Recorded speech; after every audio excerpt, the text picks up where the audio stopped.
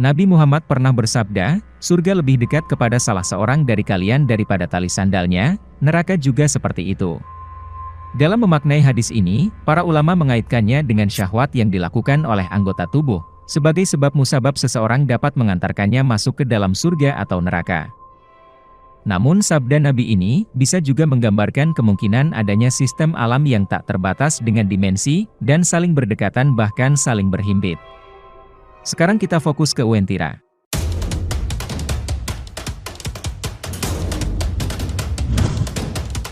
Nama Uentira berasal dari kata-kata Uentira, berarti kota tak kasat mata atau tidak terlihat. Lokasinya berada di hutan lebat pada pegunungan yang terletak antara kota Palu dan Kabupaten Parigi Motong, Sulteng. Sementara itu suku Toraja kuno menyebutnya Tua Entira. Uentira ini, terdapat di kebun kopi Jalan Poros Tawaili Toboli. Menurut keyakinan masyarakat setempat, yang disebut kawasan Uentira atau Uentira, adalah wilayah yang sekarang dikenal sebagai kawasan kebun kopi, di Jalan Trans Sulawesi Poros Sulawesi Selatan Sulawesi Tengah. Di sekitar sana, tidak ada pemukiman penduduk, hanya pohon-pohon yang menjulang tinggi berwarna keputih-putihan, ditandai dengan sebuah jembatan yang konon hanya orang yang mampu melihat hal-hal gaiblah yang bisa melihat, kalau ternyata jembatan itu juga merupakan pintu gerbang untuk masuk ke kerajaan mistis Uentira. Menurut orang Kaili, suku asli di Sulteng, di Jalan Poros Tawaili Toboli, ada satu jembatan yang sangat tua usianya. Konon katanya, masih buatan Belanda. Di sampingnya, ada satu jembatan beton yang konon digunakan tahun 1980-an. Setiap kendaraan yang lewat wajib memberi kode lampu, atau setidaknya klakson sebagai tanda permisi mau lewat. Hal tersebut dilakukan, menurut warga setempat, adalah sebagai tanda izin atau permisi untuk melewati gerbang kota Uentira tersebut. Warga Uentira tidak punya garis pemisah di atas tengah bibir, seperti layaknya manusia normal. Kota Uentira pun didominasi oleh warna kuning keemasan, baik itu gedung, kendaraan, bahkan pakaian warga Uentira didominasi oleh warna tersebut. Kisah Uentira.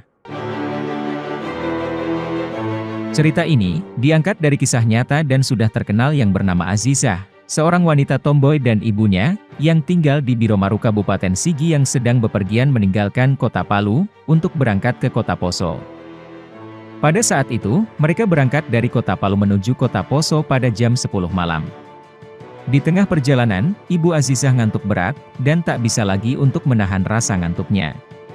Ibu Azizah berkata pada Azizah, "Ijah, ane mamala mengelau tanpa maturumoruru kita, naroyo gagamo mataku hai eva domo mamala kutaha." Yang artinya, "Ijah, kalau bisa kita cari tempat tidur saja dulu, mama sudah ngantuk sekali ini sudah tidak bisa mama tahan." Dan kebetulan, pada saat itu Azizah sudah merasakan ngantuknya menjawab, "Iya ma." Berselang 10 menit berjalan mengendarai motor, mereka melihat sebuah rumah makan dan tempat peristirahatan yang mewah di kota yang begitu besar, dan didiami oleh ribuan bahkan jutaan penduduk. Kemewahannya mengalahkan kemewahan rumah makan dan tempat peristirahatan, yang pernah dikunjunginya di kota Palu, dan besar kota itu seperti besarnya kota yang ada di luar negeri seperti Paris, tutur Azizah dan ibunya.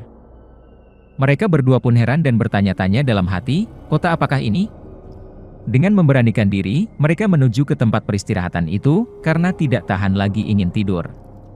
Ketika mereka melangkahkan kaki menuju tempat peristirahatan tersebut, Azizah disapa oleh seorang aki-aki yang duduk di bawah pohon nunu yang sangat besar, dengan memakai pakaian yang sangat kotor. "Anda dari mana dan mau kemana nak?" tanya Aki. "Saya dan ibu dari Palu, mau pergi ke Poso jenguk keluarga yang sakit," jawab Azizah. Spontan, Aki itu memberikan nasihat, "Hai anak muda, janganlah kau banyak-banyak meluangkan waktumu di kota ini, karena kota ini akan memintamu untuk tinggal di sini selamanya." Azizah pun terkejut dan bertanya kepada Aki tersebut, "Ki, apa nama kota besar ini?" Aki menjawab, "Nama kota ini adalah kota Uentira." Setelah mendengar nama itu, bulu kuduk Azizah pun merinding, dan ia mulai menengokkan kepalanya di sisi demi sisi kota Uentira tersebut. Setelah ia ingin bertanya lagi kepada Aki itu, dipalingkan kepalanya dan terkejut, melihat Aki sudah tidak ada entah tahu kemana. Ia pun berlari kepada ibunya yang hendak baring di sofa empuk, dan menarik ibunya untuk segera pergi dari tempat itu, karena ia paham, bahwa kota ini bukan kota di alam nyata, melainkan kotanya makhluk gaib. Ibunya terkejut dan bertanya, "Nak ya Ijah?" Ibunya bertanya berulang-ulang kali, tapi Azizah tidak menjawab satupun pertanyaan dari ibunya, dan terus menarik ibunya untuk pergi dari tempat itu. Sebelum mereka meninggalkan kota besar itu, Azizah memberikan tanda dengan merobek sehelai bajunya, dan mengikatnya di sebuah pohon kecil yang berada di depan pintu masuk kota tersebut. Setelah 2 hari di Poso, mereka pun pulang ke Palu. Saat mereka pulang dari Poso menuju Palu, di sepanjang perjalanan, Azizah menengok ke kiri dan ke kanan. Ibunya bertanya, "Nak ya Ijah? Dako pangane iko aga ngalihau ngalitumai, kau punah kita aga mapolaran jalu." Artinya, ada apa Ijah? Dari tadi kau hanya tengok sana tengok sini, bisa-bisa kita jatuh di jurang nanti. Tidak mah, ada yang mau saya lihat di sekitaran jalan yang kita lewati ini, jawab Azizah. Tak lama kemudian, Azizah pun melihat kain baju yang diikatkannya di pohon kecil di pintu masuk kota besar tersebut, 2 malam yang lalu. Dan ia terkejut, ternyata keindahan kota yang mereka lihat 2 malam yang lalu, hanyalah sebuah jembatan, dan sebuah pondok peristirahatan yang kecil beserta hutan dan jurang yang berada di sekelilingnya. Ia pun hanya diam, dan tidak bercerita apapun sepanjang perjalanan pulang ke Palu. Hingga kini, Azizah tidak bisa melupakan kejadian yang luar biasa dalam kehidupannya ini. Cerita lain, tentang seseorang yang memesan mobil BMW warna kuning, dengan memberikan alamat Wentira. Hebohnya, orang yang memesan mobil mewah itu, adalah seorang pria tua. Awalnya, tidak ada keanehan sama sekali, menurut SPG perusahaan tersebut. Tetapi, setelah mobil itu diantar, ternyata tempat yang mereka datangi adalah hutan lebat. Seorang pengguna Quora, juga pernah bercerita tentang kakak kelas di kampus asal Palu. Orang yang masuk ke kota Wentira ini bisa mati, jika memakan suguhan dari warga kota gaib itu. Bahkan, ada orang yang pernah melihat kota ini saat di atas pesawat, padahal di sana tidak ada kota. Ada juga kisah seorang pemuda, yang tiba-tiba memanjat tebing di Pulau Kalimantan untuk mengambil sarang burung walet. Hebatnya, pemuda ini tidak memakai pengaman apapun. Melihat aksi pemuda ini, banyak warga yang sontak terkejut, lalu menanyakan asal-muasal dirinya. Lalu dengan santai dia menjawab, asalnya dari kota Wentira Palu. Tidak lama setelahnya, pemuda itu menghilang.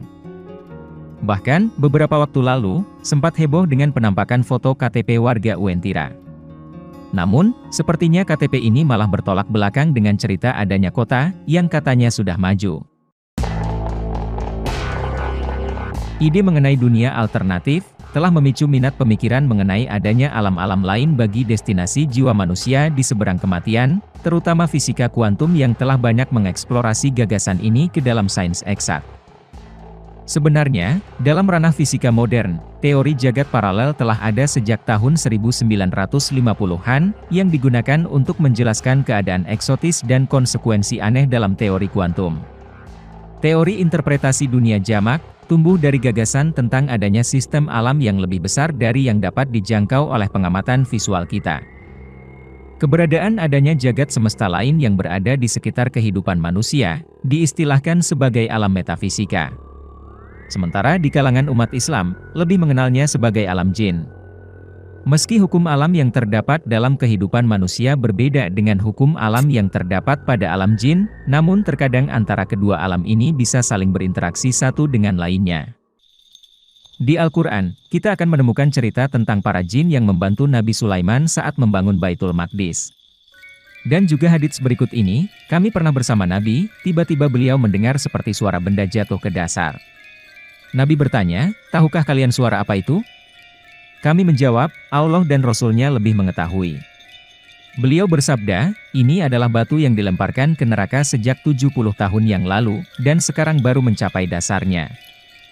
Wartawan kantor berita Australian Pers, pernah menanyakan perihal fenomena crop circle kepada ulama sufi terkemuka di Inggris, yang juga pemimpin Thorikoh Naksabandiyah, Sheikh Nazim Adil Al-Haqqani, yang lantas menjawab, tanyakanlah kepada para filosof. Itu adalah tanda komunikasi dari aulia yang ada di pegunungan Qaf. Qaf yang dimaksud, adalah sebuah area dimensi lain, dihuni oleh komunitas jin, dan juga menjadi salah satu tempat para wali bertemu.